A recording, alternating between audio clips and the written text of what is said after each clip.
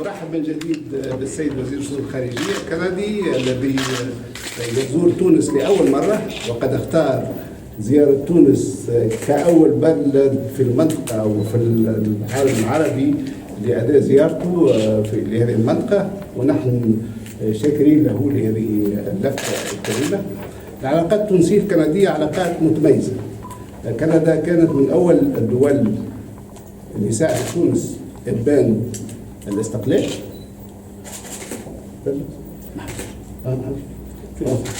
La difficulté à entendre les sons quand ils sont en même temps. Très bien. Donc, كندا ساعدت تونس وساهمت في إنشاء العديد من المشاريع الكبرى التي تم إنجازها في تونس. الآن صفحة جديدة تفتح في علاقاتنا مع كندا. تونس الدولة الديمقراطية التي حققت العديد من الإنجازات في سبيل معناها تكوين مجتمع ديمقراطي تلتفت إلى كندا التي تشاركها نفس القيم ونفس الأهداف حتى نبني شراكة جديدة. وهناك استعداد كبير من لمست عند السيد الوزير لإرساء هذه الشراكة، لأن نجاح تونس هو بطبيعة الحال نجاح للشعب التونسي، ولكن أيضا نجاح لكل أصدقاء تونس في ذلك كندا. وتحدثنا في مجالات التعاون. أولا شكرت السيد الوزير للتعاون المثمر الذي نقوم به في مجال التعليم العالي، وعدد الطلبة التونسيين المتواجدين في كندا يعني عددهم يقارب 5000 طالب، وهذا عدد مهم جدا. هناك تعاون ايضا في مجال البحث العلمي بين الجامعات التونسيه والجامعات الكنديه، وهناك ايضا مجالات للتعاون خاصه في مجال انشاء المشاريع الصغرى والمتوسطه.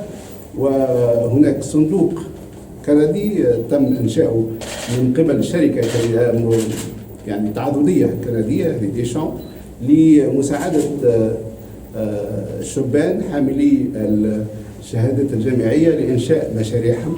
وهذا نموذج نريد أن نوسعه للعديد من البلدان، ونحن شاكرين لكندا أنها اختارت هذا النموذج، وهناك استعداد لدعم هذا المشروع ولتوسيعه خارج تونس العاصمة في المناطق الداخلية، أين هناك طلب أكثر إلى مثل هذه التمويلات لإنشاء المشاريع الصغرى والكبرى. هناك أيضا استعداد للتعاون في المجال الأمني، وكندا ستقدم وقدمت المساعدة في هذا المجال لمحاربة هذه الآفة، آفة الإرهاب. وهناك برنامج تحدث فيه مع السيد الوزير وسنواصل تواصل فيه وزارتي الخارجية والأجهزة المختصة في سبيل دعم وتعزيز التعاون في مجال الأمن. تحدثنا أيضا على دور كندا في مجموعة السبع. كما تعرفوا أنه في آخر هذا الشهر ستلتئم القمة لمجموعة السبع في اليابان، وقدمنا إلى السيد الوزير مجموعة من المشاريع الكبرى التي ستنتجها تونس في إطار المخطط القادم 2016-2020. وطلبنا من كندا كما سنطلب من كل أصدقاء تونس أعضاء هذه المجموعة لدعم تونس وإيجاد التمويلات الضرورية لإنجاز هذه المشاريع.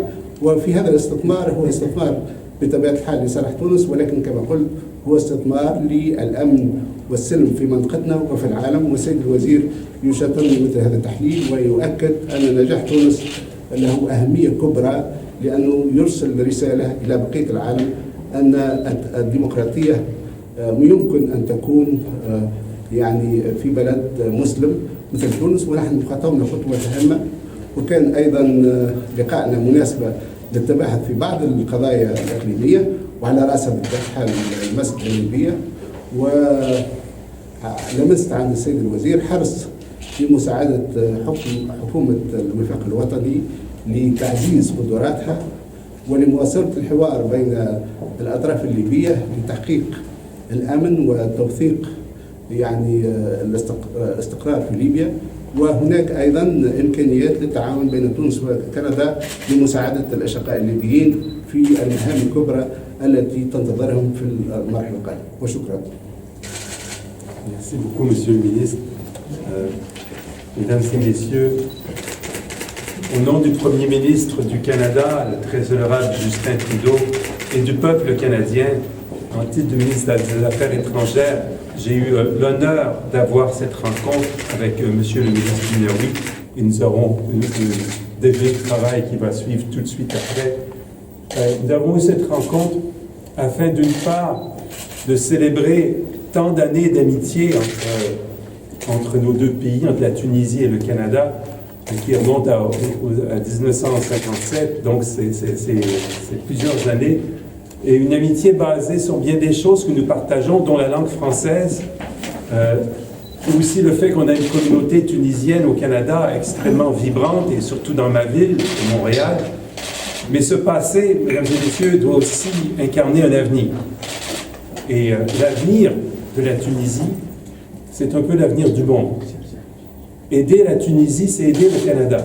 Aider la Tunisie, établir un bon partenariat d'entraide entre la Tunisie et le Canada, c'est important pour ces deux pays, mais ça envoie un signal en même temps, qui est que lorsqu'un pays choisit la démocratie, lorsqu'un pays choisit de travailler avec sa population, de trouver des compromis dans le pluralisme des idées, eh bien, ce pays aura toujours l'appui du Canada.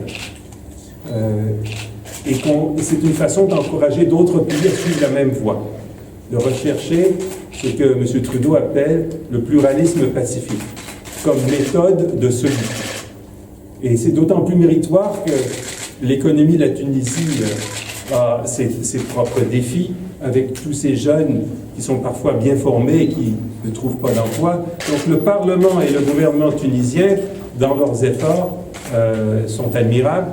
Et s'il y a quelque chose que le partenariat avec le Canada peut donner afin d'accélérer cette croissance économique, eh bien, nous sommes tout à fait intéressés à en discuter. Et il y a la question de la sécurité. Que la Tunisie soit victime d'attentats terroristes n'est pas surprenant, mais en même temps, c'est quelque chose qu'on ne peut pas admettre. Donc, il faut que la communauté internationale appuie la Tunisie dans son combat pour lutter contre le terrorisme. Et le Canada est intéressé à voir comment on peut s'y prendre. C'est pourquoi j'annonce aujourd'hui un investissement de 4 millions de dollars sur les 3 prochaines années pour que le Canada commence à avoir un peu un partenariat sur la sécurité avec la Tunisie et qu'on voit comment on peut travailler ensemble de façon plus approfondie. Donc allons-y étape par étape, commençons par cela et voyons comment ça pourra être bien investi. On a déjà commencé à en discuter, le ministre et moi, et nos deux gouvernements verront donc à ce que l'entraide entre la Tunisie et le Canada soit une entraide extrêmement efficace. Pour sortir la Tunisie de ce cercle vicieux où la sécurité nuit à l'économie et où l'économie crée des problèmes de la croissance économique pas suffisamment forte peut causer des problèmes de sécurité. Alors, pour sortir de ce cercle vicieux, pour s'assurer que la Tunisie connaît un cercle vertueux, encourageons l'entraide, non seulement du Canada, mais d'autres pays aussi.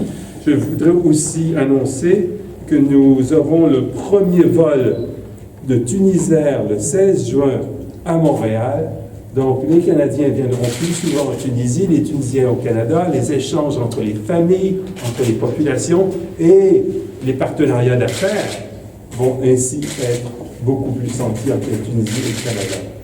Voilà ce que je voulais venir vous dire, peuple tunisien. L'amitié du Canada est là et le partenariat de nos deux pays a un bel avenir. Notre passé est garant de notre avenir. Merci. Thank you.